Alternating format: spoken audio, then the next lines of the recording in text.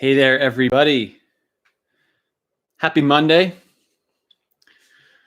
For my equation here, we are on week 9 of quarantine.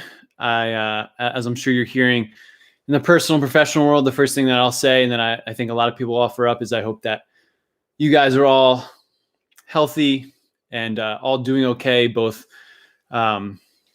medically and health-wise, and obviously financially. I know a lot of people are dealing with a lot of layoffs and loved ones potentially being sick in your inner circle. So first and foremost, I hope you guys are all doing okay. So my name is Kevin O'Connell, and I'm the founder of FY Creative. I'll get into that a little bit later. But I'm coming here from my makeshift home office here in the garage. I literally had to put together in the last 3 weeks since my wife and I can't share the same office space at the same time. And I'm coming from you right outside Washington, D.C., in Old Town Alexandria, Virginia. So I'm going to just give this another 5 or 10 seconds, as I'm sure a couple people will be tuning in. I do have my part-time marketing assistant, Jaylene Perez, tuning in from Maryland, where she lives. Jaylene, shout out to you. Thank you so much. She says audio and live stream sounds great. And again, I'm recording this for kind of two purposes. One, the live audience, for any of you that are going to join me today for the next 20, 30 minutes, as well as to kind of use this as some other content and as kind of evergreen content that you guys can kind of go back to or share outside of this live stream. So 2 audiences here, live audience. It looks like we have about 5 or 6 people. Thank you for tuning in so far. It looks like we're up to almost 10 now. So I'm going to get going here in just 5 seconds. I have my bottle of water. For many of you here on the East Coast of the United States, you guys are probably just finishing up some type of lunch. And if you haven't, please take this time to go grab lunch. And for those of you in some different time zones or West Coast, you are probably just about getting ready to eat lunch. So thank you guys for tuning in. Here's where I want to start. As I'm thinking about putting together this YouTube live, and what I want to talk about from my background of being a digital storyteller and working with higher ed clients, nonprofit organizations, being a small business owner myself, we know that I would say for at least the next 12 to 24 months, we're going to be facing some definite budget cuts. And we got to really prove to our organization, to our leadership, why we matter, why we need to be around, our program, service, organization, etc. So that's really why I created this and how I want to take the traditional storytelling techniques and modify it for where we are on May 11th, 2020 amidst COVID. So I'm just going to swap screens here. I have a handful of 5 different tips to share with you all. And so the first place that I really want to start out with that I think are 2 compelling stats that should really grab all of your attention here is the first one is the big consulting firm here, Gartner. They have a office here in Arlington, Virginia, but they're a global consulting company. And I know specifically they do some work with higher ed and a lot of marketer research. But the stat that they just came out with last month is Gartner survey shows that 65% of marketers will face some type of moderate to significant budget cuts due to this coronavirus disruption. I'll link to that article a little bit later on. Or Jaylene, if you can kind of fire that into Google search and share that article, you can share that as well. But that's the first thing is it's a no-brainer. I remember listening to Scott Galloway's podcast, and he was interviewing Scott Harrison, the founder of Charity Water, just about a month ago. And Scott Harrison said one of the first things that they cut aside from operation cost was some marketing costs. And so that's a no-brainer. The second thing is for my higher ed people out there, we know that fiscal year is ending and budgets will be reallocated. And I'm sure I can't imagine any institution or higher education department will not face a budget cut or have to get creative. But specifically in the state of Missouri, Governor Parsons said there's going to be at least an $80 million cut to both community college and public institutions. So regardless if you're public or private, we know cases like University of Arizona, they're taking payroll cuts, which I'm sure will trickle down to your department's operating budget. And obviously nonprofits right now are facing a lot of tough time. I know a lot of organizations did an annual Giving Day campaign last week, and it's just tough. I know even for me, trying to give back to some of these local charities and things like that, like our money is tight, I'll be completely honest. So with that said, I want to jump right into it and share the 5 storytelling tips that you can all use for creating your annual end of year report, hopefully going to bat or fighting for justification of any money that you either need or a little bit more, or at least to flatten your budget and hopefully not lose money. And I'm sure that you all do your end of year reports or meetings with leadership, or however you go about your board of directors, whatever it might be, going about justifying what you need and how you're going to allocate it. And so I'm going to start out with this one. I'm going to go back to when I worked at Rutgers University a handful of years ago, but and this is kind of a new take I have on this from attending a social media webinar just a few weeks ago. But the first thing I think you want to do here, the formula that I would give you for the first storytelling tip is collect your data, right? So the first part of the equation is your collected data in this report, regardless of the format of this report. So your collected data matched with or coupled with some contextual story or stories or anecdotes. Those are the qualitative examples that goes with the quantitative numbers, plus some type of industry benchmark or some type of university or a benchmark that has to do with your space, right? Because I think when you paint the whole picture here of here's our data, here's some really compelling emotional anecdotes and stories that go to support why our service, our organization, our program, whatever it might be, exists. And here are the things that came out of this year over the last 2019-20 cycle, plus the context. And I find that so important from doing work with clients. It's always important to justify like, hey, here's where you stand. Here's where we see you fitting in with your industry. Here's where we see you fitting in within your own organization. But that really then creates a very clear context of where you stand. So the key takeaway here for storytelling tip number one is don't just report on numbers without giving some type of context or some qualitative emotional snapshot of how it compares. And my little story with this is I remember working at Rutgers University, and I was the assistant director of marketing and social media. And I started from scratch. We literally started with $0 budget, zero equipment, and zero personnel. I think we had like one or two work study students that started with us. Within the first or second year, we started to see some results and started to build up our respect and budget with our leadership. But the one story that really stood out is it was the end of November. We went to at the end of every month, we had to do a monthly report to our executive director. And I would always give numbers, more engagement, more likes, all this stuff. But the thing that really stuck out to her, in addition to some industry context, was a qualitative story of how we actually took a student that was in need who posted something on Twitter and actually had a dialogue with her and then wound up physically helping her off campus to get home and using one of the recreation vans to jump her car and get her back home. And I'm not going to go into the whole story, but that qualitative anecdote and story really unlocked all the things that we needed to get creative with our marketing team. So more money, more equipment, more respect, etc. So find those contextual stories to add to your report. Second storytelling tip is you need to know your audience. I would assume that this report that you are compiling is going to be going to a lot of different stakeholders, from your VPs and executive leadership to potentially internal, external partners. Again, if you're in the nonprofit world, board of directors, even other vendors or partners. So you need to know your audience. So the number one storytelling tip that I want to share here is the reverse pyramid tip. So anybody that is a journalism major or journalism enthusiast, you'll know the reverse pyramid starts with the most important details. So your title, the who, what, where, when, why, etc. And that's where you really need to start share, right out of the gate of whatever you're trying to communicate. You need to share those most important details, because I'm sure the higher up this report goes and the less time executives have time to read it, you need to get to the point right away.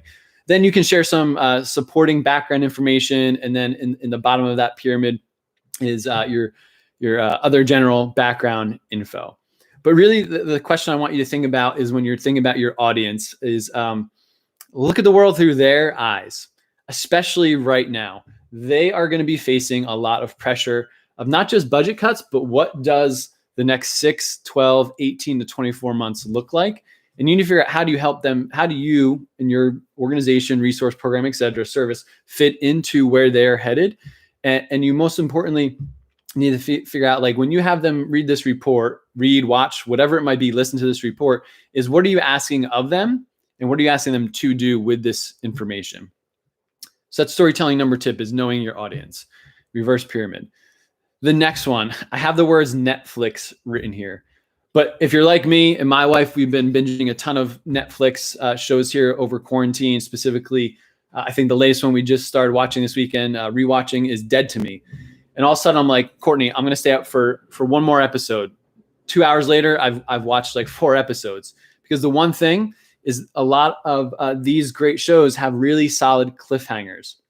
So how does this fit into storytelling and creating an annual report? Well, you need to think about, like, how can you take your story or your report and make it so compelling that they want to find out more. And they, again, could be your board of directors, your VPs, your direct reports, whoever it might be. You want to create this document and what you're creating in your report to be so emotionally compelling and so filled with a great story that they want to reach back out to you and say, hey, I'd like to have a meeting. Tell me more about your unit. Tell me more about the services and programs that you provided last year. We want to make sure that we can make sure we get you all the resources that you need. So storytelling also allows you to create an aspirational future. So same thing with cliffhangers, is thinking about what can you do to help in this report lay the groundwork for the future. Let them know you are willing to innovate. How will you make a bigger impact for your university, organization, nonprofit? But most importantly, can you help them save money? Can you help them make money? And these are things we're going to be talking about later this summer in some entrepreneurial webinars we're going to be doing. But can you help them make money? Can you stretch resources to go even further than ever before? But you really want to make sure that as you're thinking about this cliffhanger or painting the picture of what's to come, because hopefully this report is just a jumping off point for further tactical conversations with your leadership and your department. But that report and what you're putting together needs to provide a commitment that you are here to help no matter what happens, and you're here to help innovate and do more with less. The fourth one I have written down is persuasive content. A lot of times when I do storytelling trainings and talking about storytelling for nonprofits, we talk about you need to create persuasive content from the marketing standpoint, right? Well, I would challenge you to really sit back for an hour with your team, a couple of days, whatever time you have to complete this report, or the next time you have to justify your unit to your bosses. Gather the biggest ideas that you can gather. So whether it's using a Zoom feature, whether it's using a Google Drive or any project management tool, like literally have everybody on your team, students, nonprofit volunteers, whoever it might be, to your higher ups, gather all the big ideas that you can. And that's the first one. When you're creating this report, and I'm going to get into number 5 of what versions of report you can do, is give this content an extra creative pass. What I've written down here, and I think it's so important, and I use this in the social media side as well, but word choice is so important here, because again, going back to knowing your audience, you have to make sure every single word, whether that's you're speaking it and making it an audio type of report, or video, or graphic, written report, whatever it is word choice really, really matters. And when it comes to this, creating persuasive content, is think about what would make this report easier to share. So again, your boss gets it, your boss's bosses get it, it goes to executive leadership, whatever it might be, board of directors again. But what would it make, what can they pull out of this that would make it easier for them to share to their executive team, so they can go to bat for your department, service, program, organization, etc. And then also think about, in persuasive content, how much effort do they need to put in to receive this message? I remember when I was doing some reports for both clients and working full-time at Rutgers University, I would just spend an hour or two just jotting down all this information, usually data heavy, right? And all of a sudden I had 4, 5, 6 pages. And I knew that if I was one of 6 or 7 units and everybody else was submitting 5 to 10 pages, all of a sudden this could be a 50-page report, right? That's a lot. No one's gonna have time to digest that information. So figure out what you can do to tell the biggest story with the biggest impact, and make that message very crystal clear for your end user or your stakeholders to receive that message. And the last one I have here for you, number 5, and this is the most important. I'm trying to figure out, like, as I'm coming up with this list, is what do I want to leave you guys with, is be super creative in your delivery. Now, being immersed in the higher ed world and nonprofit, I know that everything is going to be in some written form, right? It's just a matter of what that form looks like. You might have a paragraph that you can put in for your annual report, but I would really challenge you and your leadership and your team to think outside the box. And that's super cliche, but I've seen this done and work really well. I think the one thing that happens with annual reports is what I just alluded to in point number 4, is we get so many reports that are just super, super long, filled with jargon, filled with words. Can you create something in that report that maybe sticks out from what everybody else is doing? Is it an animated graphic? Is it a short 30-second video, like you speaking to camera and saying, hey, this is me, I'm the director of this service, and this is what I want to share in 30 seconds or less? Is it a slideshow with stats? Is it an audio version? So maybe you link to a 3-minute audio file that they can listen to and then share on. I would really challenge you to challenge the customary way of doing annual reports. And that's part of being vulnerable in storytelling. The one example I have is a local client of mine here in DC a couple of years ago. They would traditionally do a 20 or 30 page annual report for the DC, Maryland, Virginia constituents. And they decided that that they were wasting paper. They weren't able to see how much of this report people were actually digesting and consuming. And then it wasn't really evergreen. And they decided, let's scrap the report completely, this 20 or 30 page document. And actually, let's create a video asset where they would interview 3 to 4 people and have them speak on camera very emotionally, very candidly. They would actually be able to coach them and give them certain talking points or questions to make sure they answer.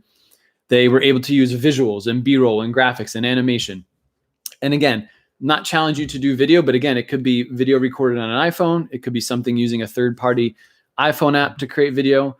It could be an infographic. I'm sure many of you have used some type of infographics. I've seen a lot of nonprofits turn their reports into something visual. But the other thing I would challenge you, maybe it's a slide deck.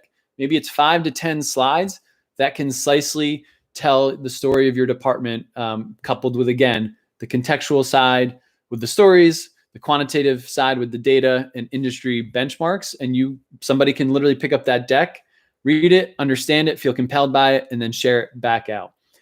The other thing I have here is being creative in your delivery is maybe it is going back to gathering big ideas. Maybe it's gathering stories. So maybe it's a collection of stories, quotes, testimonials. And really, what I would really not even challenge you. You really need to do this. Get your students to share those testimonials, those quotes, those stories. Because at the end of the day, especially for my higher ed people out there, you were there to really serve those students. And any way that you can communicate those students' needs to leadership, and you actually put a face with a name and a story, leadership may feel just a little bit more compelled to give you that extra couple $1,000 or support that extra initiative you're trying to launch next year. So those are my 5 things. Is 1, the formula of collected data, contextual, and industry benchmarks. That's the first one. Second one is knowing your audience and starting with the reverse pyramid. Then number 3 is the Netflix cliffhanger. Can you create a report that has so much compelling information that they want more and they want to set up a follow-up meeting, or you have an opportunity to pitch yourself for more resources? The 4th one is your content needs to be persuasive. Think about what would make this message easier to share. And number 5 is please break the mold and be creative in your delivery here. So here's what I want to do is, Jaylene, I'm going to turn over to you in a second here to chat, put some questions in the chat, but I want to turn over to all of you to see if you have any questions for me. I know we have our colleagues at Virginia Tech here. We have a small business owner, John Meadows, I'm assuming coming from DC, either in his head chef studio or not, maybe home with his family. But I hope you guys are staying safe. So we have a handful of people on. I'd love to see if there's any questions or even some other best practices that you guys are thinking about right now.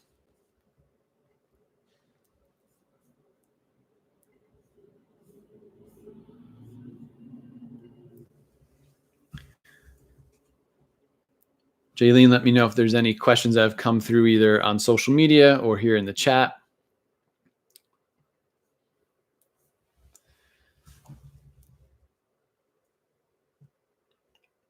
All right.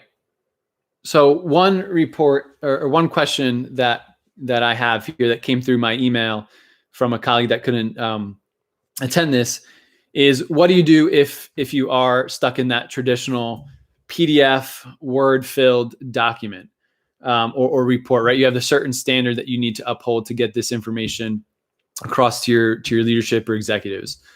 So one is you obviously have to comply in some sense. You obviously want to make sure that your content is legitimate and long enough and really supports who you are. I would really try to create some type of appendix or addendum or something else that could potentially be forwarded on. So is your boss or boss's boss okay with you submitting the traditional 510 black and white word-filled document? But can you also attach a 2-minute face-to-camera message from your director? Can you submit a audio file? Can you submit some type of animated graph content infographic? What can you do, again, to really stick out and take that challenge? Because, again, a lot of departments may not think that way. And that one new way of being creative in your delivery could get you a lot more resources. So another question that came in is, can you expand on leaving them with a cliffhanger? What's an example?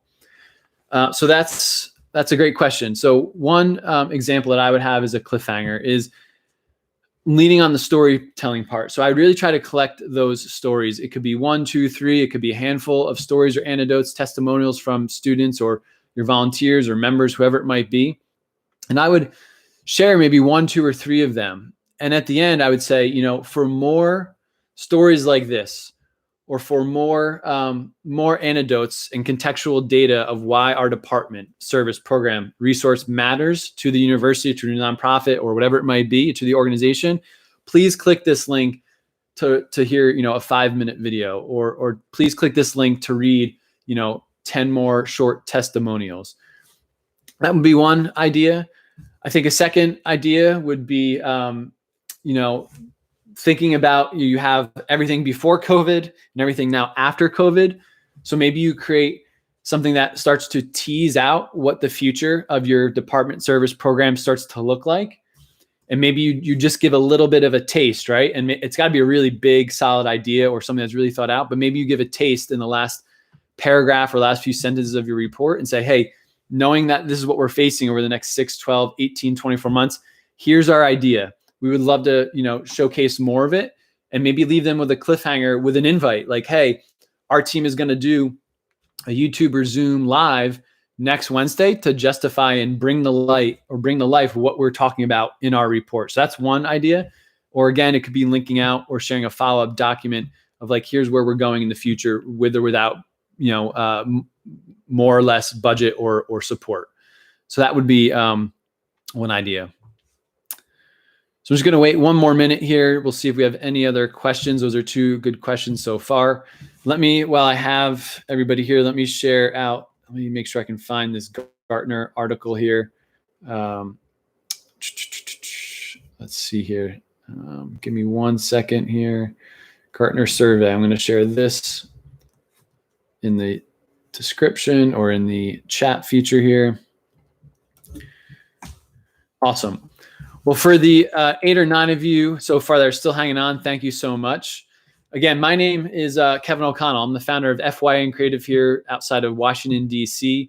And I'm really passionate about helping organizations tell their story in and around, whether it's pre-COVID, during COVID, post-COVID. I know one thing that I'm working on with General Assembly, where I instruct some classes at General Assembly with digital marketing and storytelling, is we are actually working on hopefully putting together a 1 or 2 hour workshop of how to market during and post-COVID, as well as sharing some different benchmarks and case studies of organizations in the for-profit and nonprofit world that are really doing some compelling marketing and being empathetic with what's going on in the world.